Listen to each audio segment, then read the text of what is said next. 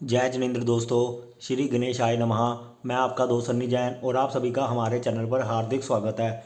Video शुरू करने से पहले आप सभी से गुजारिश है, कृपया चैनल को सब्सक्राइब अवश्य कीजिए और वीडियो को लाइक अवश्य कीजिए ताकि नई नई वीडियो बनाने का प्रोत्साहन मिलता रहे। दोस्तों, आज का विषय शुरू करते हैं। आज का विषय है चंद्र से संबंधित व्यवसाय हमें कौन कौन से करने चाहिए। जी हाँ दोस्तों, आज हम बात करेंगे मून प्रोफेशन के बारे में। चंद्र से जुड़े हुए काम हम करके अपनी किस्मत को किस प्रकार से चमका सकते हैं। अगर हम सही बिजनेस का चुनाव करें चंद्रमा से जुड़ा हुआ, तो हमारे किस्मत में किस प्रकार से परिवर्तन आएगा। अगर आपकी चंद्रमा किस्मत का ग्रह बन रहा है तब भी आप चंद्रमा से संबंधित ये वाले काम अपना सकते हैं, या फिर चंद्रमा का संबंध किन किन भावों से बनता है वो हम आपको बताते हैं। अगर उनके द्वारा वो संबंध बन रहा है तो भी आप चंद्रमा से जुड़े हुए व्यवसाय कर सकते हैं।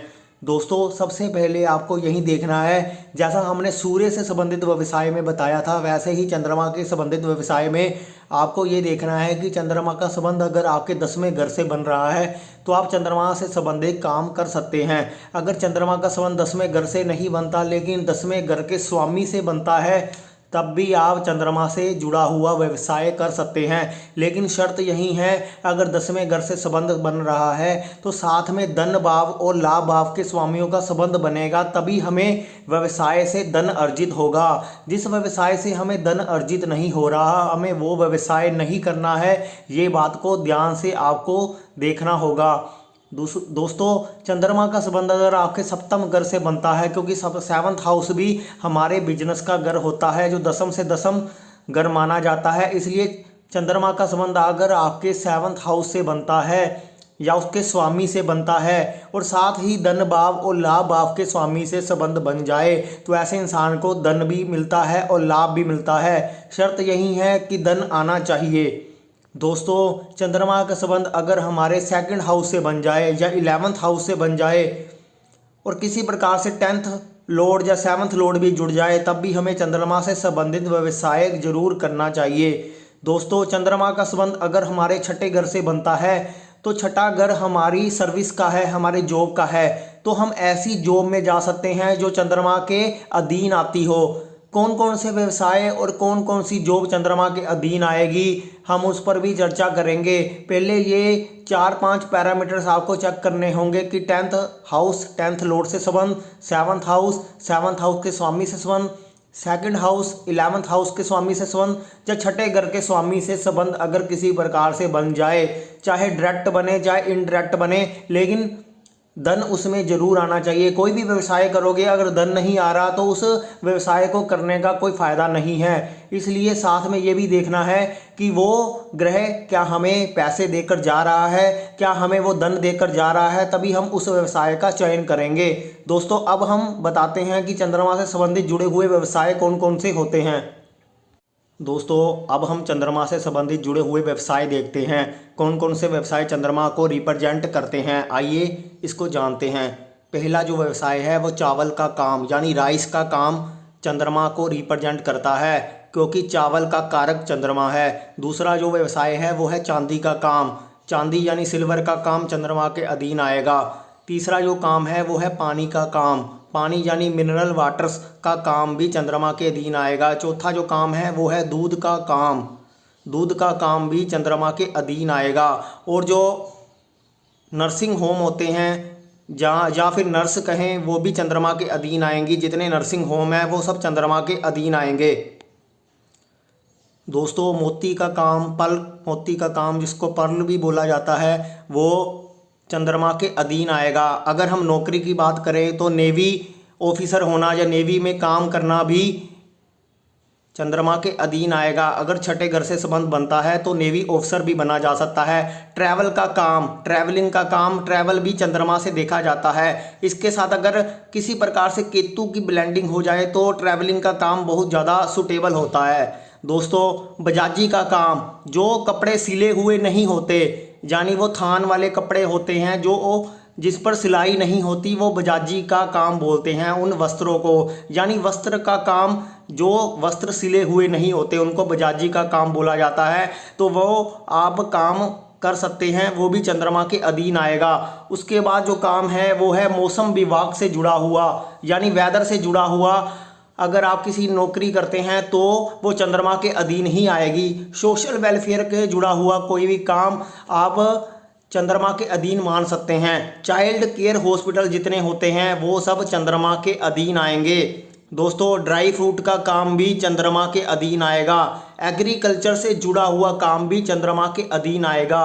और चेस्ट स्पेशलिस्ट जितने डॉक्टर होते हैं जो छाती से जुड़े हुए रोगों को देखते हैं वो भी चंद्रमा के अधीन आएगा, क्योंकि चौथे भाव में कर्क राशि आती है और कर्क राशि से जुड़ा हुआ जो काम है वो चंद्रमा के अधीन होगा। यानी चेस्ट स्पेशलिस्ट जितने डॉक्टर होंगे वो चंद्रमा के अधीन होंगे। दोस्तों, इस प्रकार से मैंने यहाँ पर 15 व्यवसाय लिखे हैं।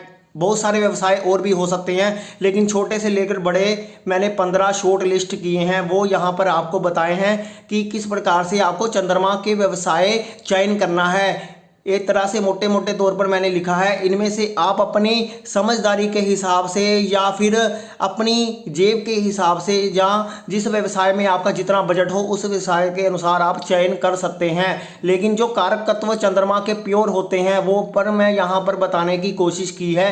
ये यहाँ पर मैंने चंद्रमा से जुड़े हुए व्यवसाय बताए हैं। दोस्तों, अब हम एक उदाहरण जन्म कुंडली के माध्यम से भी आपको बताते हैं कि चंद्रमा का व्यवसाय किस प्रकार से चयन करना है। हो सकता है चंद्रमा का संबंध 10वें घर से बन रहा हो, फिर भी चंद्रमा से संबंधित व्यवसाय ना किया जाए तो बेहतर होता है। कई बार चंद्रमा 10वें घर में है तो व्यवसाय करना भी उचित रहता है। इसको किस प्रकार से देखेंगे, वही पैरामीटर्स लगाएंगे जो मैंने आपको पहले बताए हैं। तो हम अब जन्म कुंडली की ओर चलते हैं। दोस्तों, यहाँ पर मैंने एक उदाहरण कुंडली लगाई है। कुछ ग्रहों को यहाँ पर मैंने लिखा है। मान लेते हैं कि ये एक मकर लगन की कुंडली है जिसके 10वें घर में चंद्रमा बैठा हुआ है तुला राशि में। 10वें घर में बैठने से हम यहाँ पर ये कह सकते हैं कि इस जातक को चंद्रमा से जुड़ा हुआ व्यवसाय करना चाहिए। परंतु हमें चंद्रमा से जुड़े हुए व्यवसाय को देखने के लिए हमें पहले ये भी देखना है कि चंद्रमा का संबंध क्या धन भाव के स्वामी या लाभ भाव के स्वामी किसी प्रकार से बन रहा है। मान लेते हैं कि 10वें घर में चंद्रमा है लेकिन उसका 10th लॉर्ड से संबंध ही नहीं है। जैसे यहाँ पर जो चंद्रमा तुला राशि में है उसका स्वामी 5वें घर में मैंने यहाँ पर शुक्र लिखा है, तो यानी 10th हाउस से उसका संबंध ही नहीं है। तो इस प्रकार से ऐसी स्थिति में चंद्रमा से संबंधित व्यवसाय नहीं करना चाहिए। और यहाँ पर आप देख रहे हो कि राहु की दृष्टि भी चंद्रमा पर है, यानी दूध के ऊपर राहु की गंदी हवा यहाँ पर जा रही है, यानी वो दूध विषैला भी हो रहा है। यानी अगर हम चंद्रमा से जुड़ा हुआ कोई काम करते हैं, दूध का काम करते हैं, पानी का काम करते हैं या अन्य कोई भी काम करते हैं, उसमें राहु उसको सफल नहीं होने देगा। क्योंकि चंद्रमा की जो प्योरिटी है, जो चंद्रमा की ओरिजिनल चीज़ है, उसमें राहु गंदी हवा पैदा कर रहा है, मिलावट पैदा कर रहा है, यानी उस व्यवसाय से आपको लाभ नहीं हो सकता। अब हम इसी कंडीशन को दूसरे नज़रिए से देखते हैं। दोस्तों, यहाँ पर मैंने दूसरी उदाहरण कुंडली यहाँ पर लगाई है। देख रहे हो आप, चंद्रमा फिर से मैंने वही राशि पर 10वें घर में रखा है। चंद्रमा तुला राशि में है, मकर लगन ही लगाया है। यहाँ पर आप देख रहे हो कि जो लग्नेश शनि है, जो दूसरे घर का स्वामी भी बनता है, यानी धन भाव का स्वामी भी बनता है, उसकी 10वीं दृष्टि चंद्रमा पर जाएगी। और मकर लगन में जो एकादश भाव का स्वामी बनता है वो मंगल होता है, यानी मंगल की दृष्टि भी चंद्रमा पर जा रही है, यानी धन और लाभ भाव के स्वामी चंद्रमा को देख रहे हैं। और जो 10th लॉर्ड है वो शुक्र, वो चंद्रमा की राशि में बैठा हुआ है और चंद्रमा से राशि परिवर्तन भी कर लेता है। तो इस पूरी स्थिति में चंद्रमा से जुड़ा हुआ व्यवसाय जातक को अपार सफलता देगा, अपार धन दौलत देगा। क्योंकि चंद्रमा से जुड़ी हुई हमने यहाँ पर ब्लेंडिंग की है। चंद्रमा के द्वारा धन भी मिल रहा है, लाभ भी हो रहा है और शुक्र 10th लॉर्ड भी उसको सपोर्ट कर रहा है। और चंद्रमा से राशि परिवर्तन भी अगर हो रहा है तो वो सबसे बढ़िया स्थिति हो जाती है। अगर राशि परिवर्तन ना भी होता, चंद्रमा के साथ ही शुक्र बैठ जाता, तब भी ये व्यवसाय बहुत उचित रहता चंद्रमा से जुड़ा हुआ। तो इस प्रकार से हमने देखना है कि कौन सा ग्रह किसके साथ जुड़ रहा है। ऐसा नहीं है कि कोई भी ग्रह अगर 10वें घर में बैठ गया, 7th हाउस में बैठ गया, हम उससे जुड़ा हुआ व्यवसाय कर ले। क्या वो ग्रह हमें धन दे रहा है, क्या उस काम से हमें लाभ हो रहा है, ये सारी स्थितियां भी हमें देखनी पड़ेगी। तो दोस्तों, उम्मीद करता हूं इस वीडियो को आपने समझने का प्रयास किया है। अगर आपको ये वीडियो पसंद आया तो कृपया वीडियो को लाइक अवश्य कीजिए और चैनल को सब्सक्राइब अवश्य कीजिए। धन्यवाद दोस्तों।